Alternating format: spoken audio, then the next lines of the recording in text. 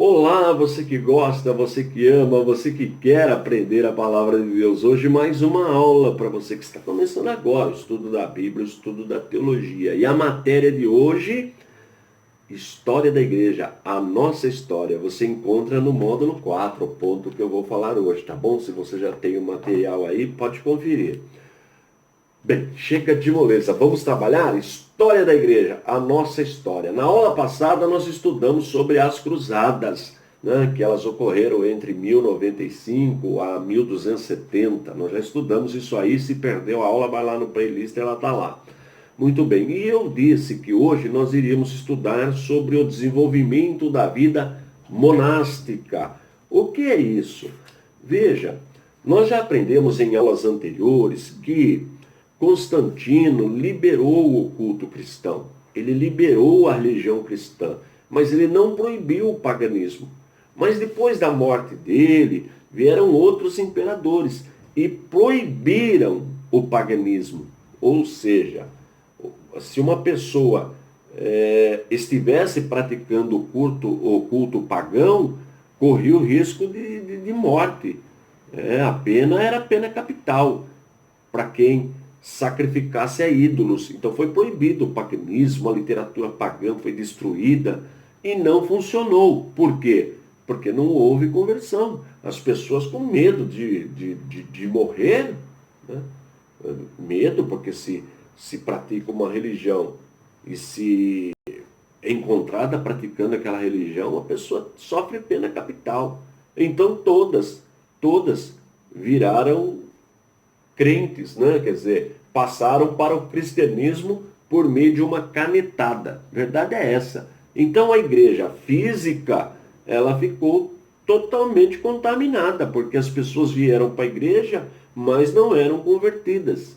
E homens que tinham compromisso com Deus, que conheciam a Bíblia, viam aquela idolatria, nós já vimos aqui sobre o culto idólatra a Maria, aos santos, as imagens de esculturas, então ficaram escandalizados. E eles saíram das cidades, abandonaram as cidades e foram viver isolados, no deserto, em regiões isoladas, principalmente na região do Egito. E criaram ordens. Estas pessoas começam a desenvolver. Tem aquele que vive sozinho, até falamos sobre o Santo Antão, que é o fundador desse movimento, que viviam sozinhos, e aqueles que começaram a viver em grupos, né? Quer dizer, um coletivo. Então criaram ordens, segmentos nesta área. E o primeiro deles aí que eu quero mostrar para você é o São Bento. Olha aí que interessante, né? 529, que é da ordem dos beneditinos. Olha que interessante. Então constrói-se um mosteiro, né, um abrigo, e ali eles ficam meditando, orando, copiando texto, porque na época não tem imprensa ainda, tá certo? Depois, bem mais na frente, no milênio, né, no segundo, passando o primeiro milênio, tem a ordem de São Roberto e São Bernardo, 1098. Dá uma olhada aí, os cistercenses. Olha aí uma imagem deles aí. Tem também São Francisco, muito conhecido, São Francisco, 1209, Ordem dos Franciscanos. O São Domingos, 1215, Ordens dos Dominicanos. Ok? Então estas ordens, elas tinham por objetivo estudar a palavra de Deus, produzir hinos, letras sacras, copiar e evangelizar as pessoas que ainda não tinham acesso à palavra de Deus, tá certo?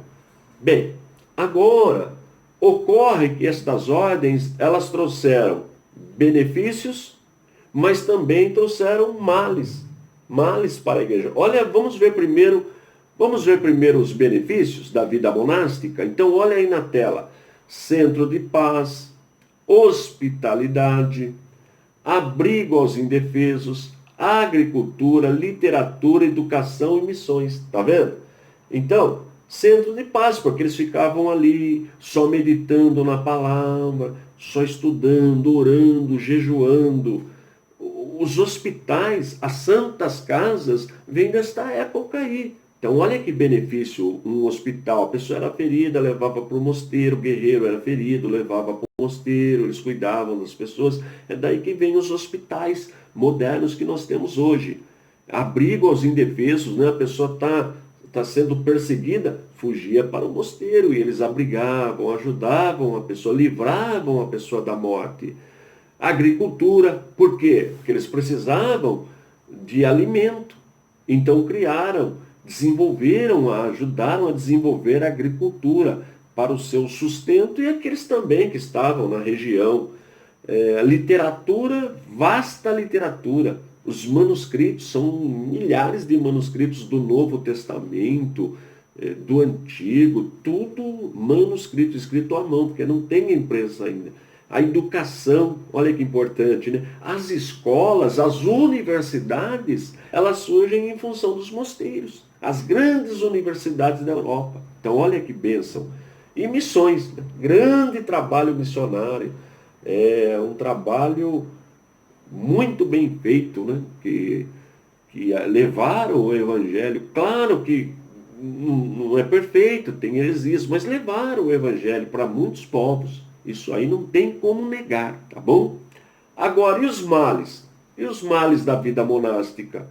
Sabe que o homem, ele é falho. Então vamos ver os males agora? Olha aí, ó.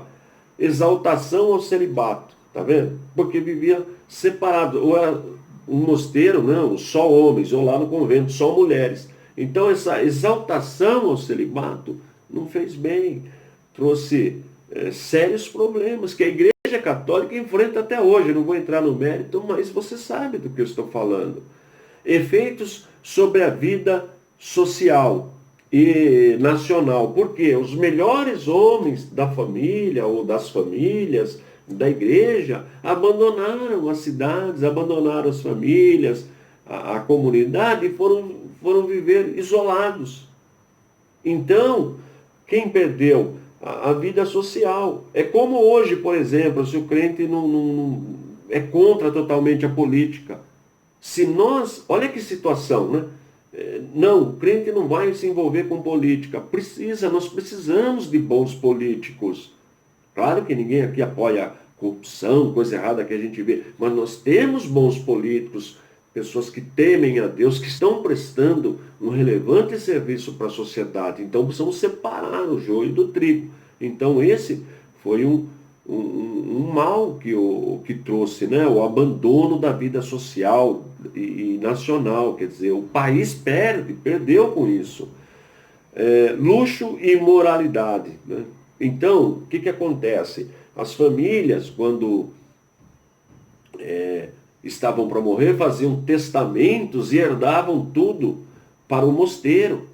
Herdavam seus bens, deixavam. Então, os mosteiros que antes tinham aquela dificuldade, precisavam plantar, enfim, agora tem muito dinheiro. Muito dinheiro. Então, esse luxo acaba levando também à imoralidade, né? Porque já não precisam trabalhar. E o homem não trabalha. Problema, né? Uma pessoa que não trabalha acaba se envolvendo com outras coisas. E contribuições extorquidas, né? Que eles forçavam as famílias de posse a herdar os seus bens para estas organizações, para estes mosteiros ou conventos, tá bom? Então estes são os males, né? Mas fazer o que? É da natureza humana, né? Nós temos defeitos e virtudes, todo ser humano tem. Então, se por um lado estas ordens trouxeram benefícios, que nós colhemos frutos até hoje, não tem como negar, eu quero um grande exemplo aqui, são as universidades, um outro exemplo, os hospitais, né? Então trouxeram até para a agricultura. Quem estuda esse assunto aí sabe do que eu estou falando, dá para entrar agora, mas já viu falar. E missões, né? Missões fizeram um trabalho gigantesco. E tem os males também, tá bom? Muito bem. Na próxima aula, nós já vamos começar a entender a reforma protestante, né?